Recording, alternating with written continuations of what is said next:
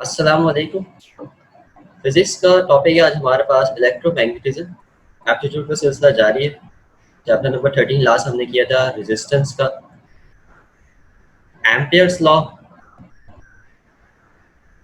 Solenoidal field, toroidal field, charge to mass ratio of an electron. मैं था magnetic flux, the dot product of magnetic field and area.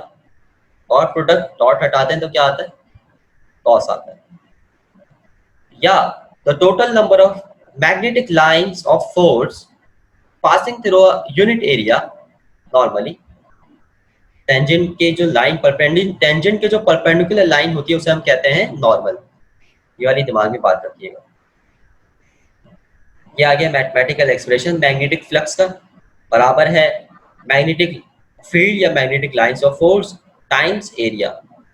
और हमारे पास magnetic lines of force की तारीफ क्या है, किसकी फॉर्म में होती है? कंसेंट्रिक सर्कल्स की फॉर्म में होती है around the current carrying wires.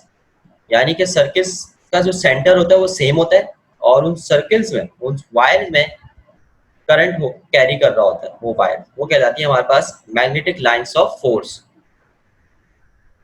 तो ये थी मैग्नेटिक फ्लक्स की डेफिनेशन और मैथमेटिकल एक्सप्रेशन। दिमाग में रखना है हमें ताकि क्वेश्चंस करते वक्त इसको आसानी से हम यूज कर सकें। Magnetic flux density, magnetic induction और magnetic flux density is the number of lines per unit area। अब देखें फ्लक्स पर यूनिट एरिया हमारे पास है मैग्नेटिक फ्लक्स डेंसिटी। अगर मुझे सिर्फ मैग्नेटिक फ्लक्स चाहिए तो मैं क्या करूंगा? मैग्नेटिक फील्ड ऑफ इंडक्शन को मल्टीप्लाई करवा दूंगा एरिया से, तो मुझे सिर्फ मैग्नेटिक फ्लक्स मिल जाएगा।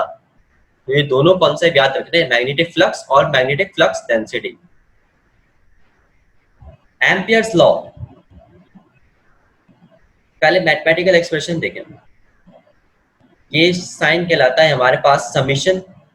बी आ गया हमारे पास magnetic field of induction, L आ गया हमारे पास लेंथ, इक्वल्स टू के बाद जो एक्सप्रेशन है वो है म्यू, और ये आ गई हमारे पास करंट, कैपिटल आई है हमारे पास करंट। स्टेटमेंट क्या है एम्पियर्स लॉ का? एम्पियर्स ने एक स्टेटमेंट दिया था। क्या स्टेटमेंट दिया था इसको देखते हैं, देन उसके बाद एप्लीकेशन की जाने मूव करते हैं एम्पियर्स लॉ की। स्टेटमेंट है sum of the products of magnetic field of induction, sum summation से शो हो रहा है प्रोडक्ट किसका? मैग्नेटिक फील्ड ऑफ इंडक्शन का और लेंथ का किसी भी क्लोज कर्व में, यानी कि ओपन कर्व ना हो, मैग्नेटिक फील्ड किसमें हो? क्लोज कर्व में हो, वो बराबर है mu times the current which passes through the given area. Ampere से क्या बताया कि sum of all the products of magnetic field of induction and length of an element of a closed curve वो बराबर है mu times the current which passes through the given area। mu जो है हमारे पास कांस्टेंट है और इसकी एक वैल्यू होती है that is 4 pi exponent minus 7। ये mu की वैल्यू होती है जो आपको दिमाग में रखनी है आगे क्वेश्चंस करते वक्त आसानी हो सॉल्व करने के लिए। तो ये बताया, यानी कि देखिए एक क्लोज कर्व है और एक पॉइंट पर हमें एक मैग्नेटिक फील्ड पता है और उसकी लेंथ पता है। टुकड़ा टुकड़ा हमने कर लिया, बड़ी चीज को टुकड़े टुकड़े कर लिया। उन सबका सम बराबर किसके होगा? म्यू टाइम्स द करंट, यानी कि sum of the products of all magnetic field of induction and length of an element बराबर है म्यू टाइम्स द करंट। ये इस चीज को दिमाग में रखना। ये हमारे पास है एम्पियर्स लॉ। लेंथ हमारे पास बहुत बड़ी है, हमने उसको डिवाइड कर दिया छोटे छोटे हिस्सों में। अब अगर उसे सम करेंगे वापस से हमें बड़ा हिस्सा मिल जाएगा।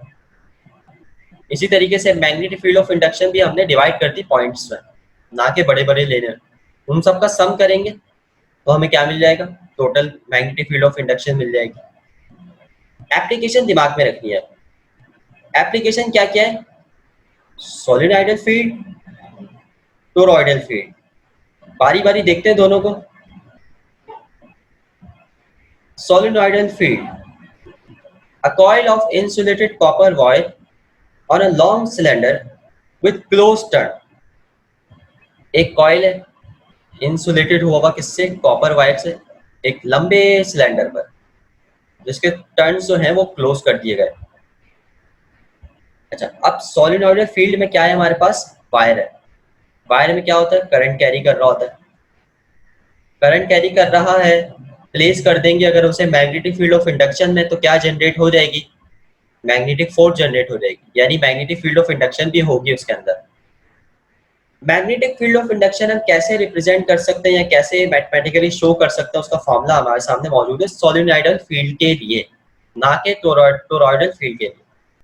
सोलिनॉइडल में हमारे पास लॉन्ग सिलेंडर है विद क्लोज टर्न, सही, एक लंबा सिलेंडर लिया और उसके ऊपर कॉपर की वायरिंग कर दी हमने, इंसुलेटेड कॉपर की, कॉइल बन गया वो पूरा एक, सही है। टोरॉइडल क्या होगा वो भी आगे देखेंगे, फॉर्मूला देखें पहले सोलिनॉइडल का। B बराबर है म्यू एन आई।